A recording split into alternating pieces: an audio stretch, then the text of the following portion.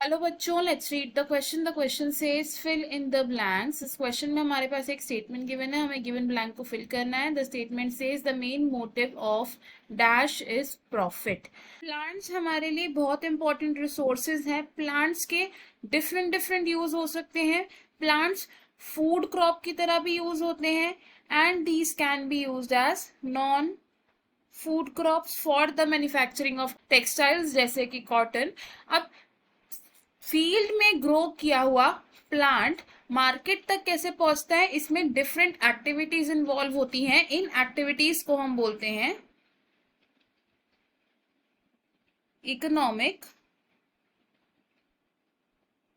Activities. Economic activities तीन तरीके की होती है। First is primary economic activities. Primary economic activities में क्या इन्वॉल्व होता है? व्हेन वी एक्सट्रैक्ट या फिर when we produce natural resources, जैसे कि एक्सट्रैक्शन ऑफ मेटल्स या फिर production of crops. Primary activities के बाद सेकेंडरी इकोनॉमिक एक्टिविटीज आती हैं एंड सेकेंडरी इकोनॉमिक एक्टिविटीज में हम क्या करते हैं? We do the processing of natural resources, जिनको हमने प्राइमरी एक्टिविटीज से ऑक्यूपाई किया था। एंड इसमें इन्वॉल्व होती हैं एक्टिविटीज जैसे कि manufacturing of different materials. Third type की इकोनॉमिक एक्टिविटी होती है tertiary economic activities. Tertiary economic activities क्या करती हैं? They support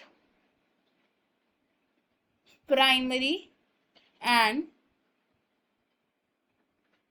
secondary economic activities. इसका एग्जाम्पल क्या हो सकता है कि मैन्युफैक्चरिंग ऑफ मटेरियल्स के बाद trade and transportation are included in tertiary economic activities. तो हम यहाँ से बता सकते हैं कि जो इकोनॉमिक एक्टिविटीज होती हैं इनका मेन